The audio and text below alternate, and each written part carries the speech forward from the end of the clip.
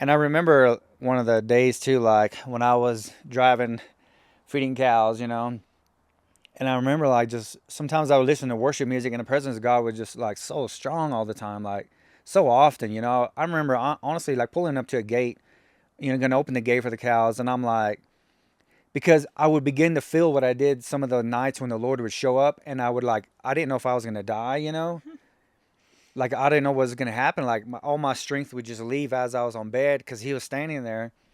But then I would just like think His name, Jesus.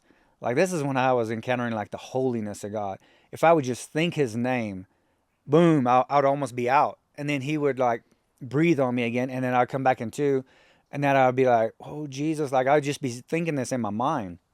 Just thinking Jesus would like almost take me out again.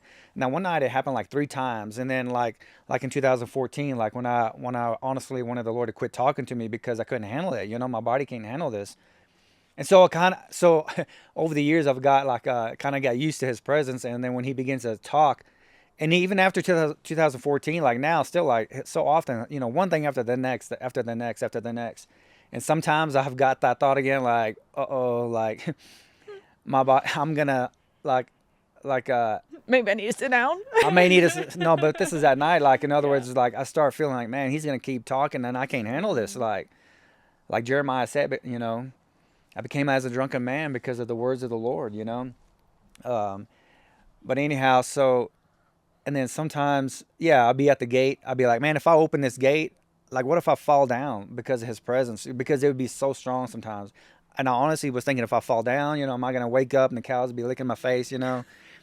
So sometimes I honestly have to pay attention, like not to fall out.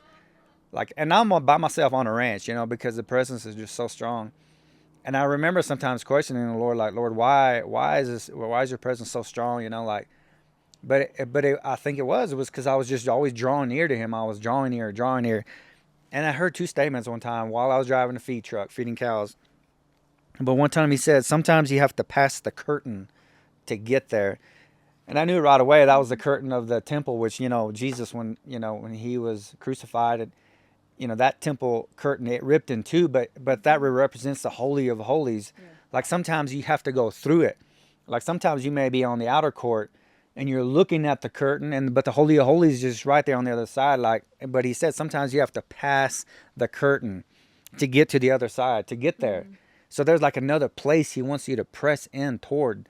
Like Paul said in Philippians, press toward the mark. Sometimes you have to press toward it, Mm. like draw near, draw near. Like, Lord, I know You're talking to me, but I want more. Yeah. Like I love You more, not out of guilt, not out of tradition, not out of hey, if I pray 5 hours, I think I'll be good with the Lord. No, because I love You and I'm hungry for You. And I want you. So I heard the Lord Yeah. say, sometimes you have to pass the curtain to get there. And then also one time I heard Him say, sometimes you have to go through the clouds to get there. So the clouds, often, represents His glory, but sometimes when you can't see, well, keep seeking, keep pursuing until you get through the clouds. Yeah. Because sometimes when you're in the clouds, you can't see very far, but get through them. So that He's always like, yeah, come on, a little bit further, a little bit further, a little more. But yeah, anyhow, so That just reminds me too, like of, you know, if we compare our hearing to somebody else's hearing, it it's usually not going to be a good thing. Um, I'm just thinking about like way back. I don't know. We were married for some years, I guess, already, but I've never met somebody who hears God like Peter does, and to me, sometimes that was, I don't know if intimidating is the right word. Annoying sometimes. yeah, Sounds bad, so often I don't tell her but it was half of the things, or not even half of the things, but it because was just like, I think I was almost like, man, Lord, like this isn't fair. Why does Peter hear you all the time and I don't seem to hear you, and like I, want to hear you too, and this, why do you talk to him and you don't talk to me, like that kind of thing. And I think a lot of us can find ourselves there sometimes if we compare to other people. But I just remember very much back then that I got a revelation of John 10, where it says, my sheep hear my voice, and another voice they will not follow. And they follow his voice, and another voice they will not follow. And that just, I finally got the revelation that I was like, okay, what I'm saying and thinking is not lining up with what this word says. And I started changing what I said, and I started because like you have to that belief that, oh, God's not talking to me, or like, why do you talk to them and you don't talk to me? Like, oh, that sounds great. Well, that's you though. Like, you know, But that's not scriptural. but either. that's not scripture. That's not what the scripture says. He said, my sheep hear my voice. So I started to line up what I was saying with what the word said. I do hear his voice. Yep. And if I hear his voice, that means he is speaking. And he didn't say just some sheep. He said, my sheep. My And sheep so will hear my voice. if you're a sheep, you can say what he said. Like, I do hear his voice. And what was interesting was, like, when I started to line up what I was saying and like change the way I was thinking about it, I started hearing him more. And, you know, sometimes people talk about, like, even people like will preach and teach sermons on when God is silent. And, you know, I know, just like you were saying before, there's times when it seems like he speaks maybe more or louder or in different ways. You know what I mean? And so, again, if you do the comparison thing, then maybe it seems like sometimes he's speaking and sometimes he's not. But we have to look at, what does the word say? And I think that a lot of people think that God believes in silent treatment, but he doesn't. You know what I mean? And this really often comes down to, like, religion wants to make everything hard. Yeah. And religion wants to tell you that how hard you have to work for it, and you have to earn his voice. And like, and often it comes from our experiences with other people in life, you know, like, because there are people who will do that to you. That, you know, if you don't measure up or to what they expect of you or have perfect performance, that they will give you silent treatment. But if there's ever a time in your life that you need to hear the voice of God, it's when you need help. You know what I mean? It's when you need direction. It's when you maybe did mess up, or maybe you don't know what to do, or maybe you're not doing things perfectly. You know, that's for sure when you need to hear his voice. And you know, we've talked about this, you know, silent treatment. I'm trying to remember what that quote is that you have in your book, Acts Through Environment, about silence. But, you know, silent treatment can be just as deadly as explosive anger. Yeah, sometimes. Just as hurtful. And we have to understand that God is a loving father, and he's not gonna, oh, well, you messed up, or you didn't do this perfect, so now I'm not gonna talk to you. Yeah. You know what I mean? But that's what religion wants you to think it's like. And that's why it's so hard to hear his voice, because you have to earn it. It's kind of like that quote you were talking about yesterday. So in the book of Acts, you know how often it says they fellowshipped and then the church grew? Well, the Lord's not going to put something in the Bible that he won't do. You know, that's what you're talking about yesterday in that quote. That he God holds won't he ask. holds himself to his own principles. Yeah. And so that's why he said it, fellowship. But I think sometimes there's still a question of like, well, why? Okay, what, you know, you might be thinking, well, what you're saying sounds great, sounds wonderful, and I would like that, but why is it so? But still, that thing about like, well, why is it so hard? Why do we have to seek him? Like, if he wants to have fellowship with us, why doesn't he just talk to me? Like, why do I have to put so much effort and self-discipline and work into it?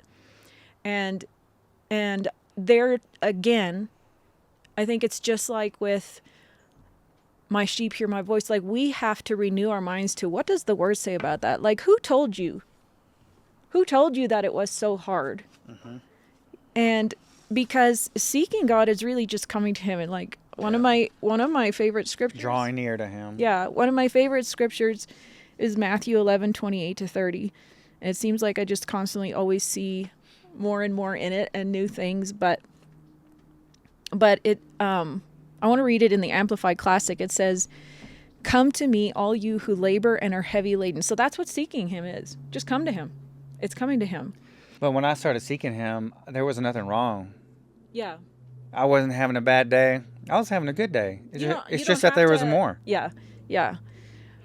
Come to me, all you who labor and are heavy laden and overburdened, and I will cause you to rest. I will ease and relieve and refresh your souls. So that's what's supposed to be happening when you're seeking the Lord.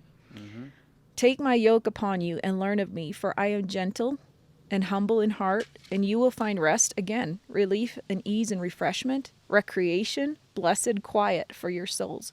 For my yoke is wholesome, useful, good, not harsh, not hard, sharp, or pressing, but comfortable, gracious, and pleasant, and my burden is light and easy to be borne. I remember Mike Murdoch used to say, find the yoke that is easy.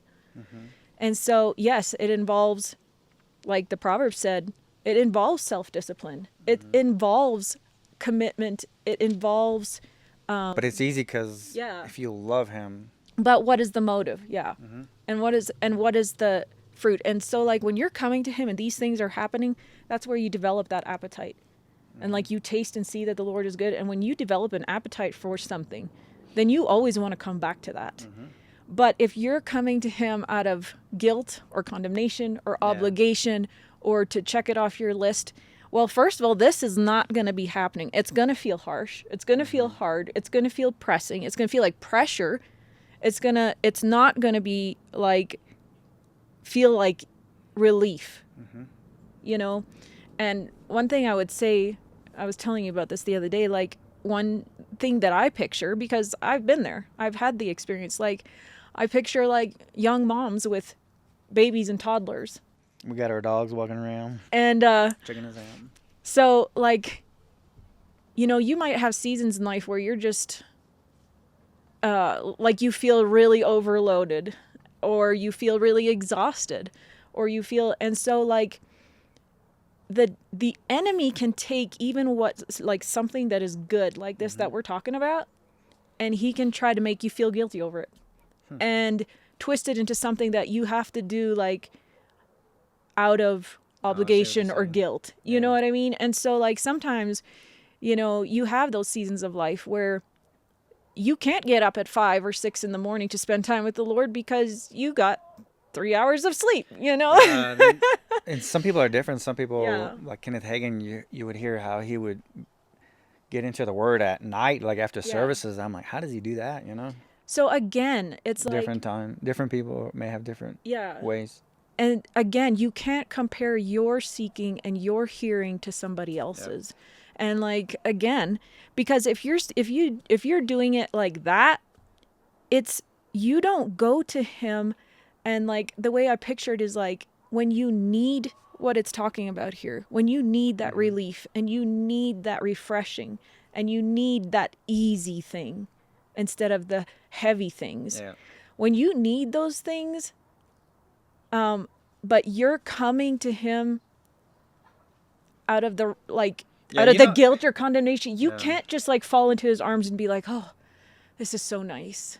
You know what I mean? Because you're like worried about what you did wrong and like how you didn't Yeah. measure up. And Man, you there's know? so many mornings, like over these 20 years, I find myself, you know, when I get up early, I'm making my coffee, and I'm like, I say this to the Lord, Lord, this is my most favorite time ever right here. And I have said that so often.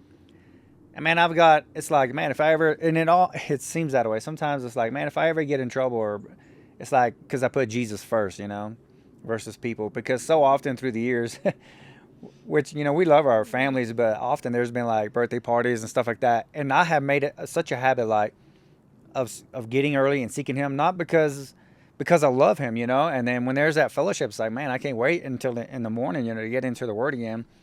So therefore, I hated going to bed late, because the times where I would wake up early in the morning and you're just like so tired, then it like stole my focus, and I didn't like that. So I would always protect my late evenings because of the Word. Let's just say he's always the first to leave the Yeah, party. first to leave and like, hey, party pooper, you know, you're leaving early. But to me, it's like, First to leave the party. you know, it's kind of like doing what Colossians 1:17, you know, where it says that Jesus, you know, where he is before all things, and in him all things consist. Like how hard is that to understand, that we have to put Jesus first place and not know anybody? You know, that is very simple. That is very, You know, that's what it means when you say Jesus is Lord. Jesus is my Lord. What does the Lord mean? Someone who governs your affairs. I'm Jackie with Weeb Evangelism, and Peter and I want you to know how your seed is making an impact in people's lives, whether it's in the area of prisons and jails, street ministry, providing support to expecting moms in need, or books, or traveling ministry. One of the best ways that you can stay up to date with what we're doing in any of these areas and really just stay in the know of what's going on around here is by signing up for emails on our website, which is weebevangelism.com. We also want to give you the opportunity that if God is putting it in your heart to partner with us and help send us, maybe you can't go yourself and maybe you're not called to go, but you do want to send. You can also find all the giving options and information right there on the website as well. We are so thankful for people like you that really you just love other people so much that you want to be a part of them being reached, them being touched, being rescued by the love of God and by the power of His Word. And so we thank you and we love you, and we are really looking forward to every good thing that God has just ahead for each one of us.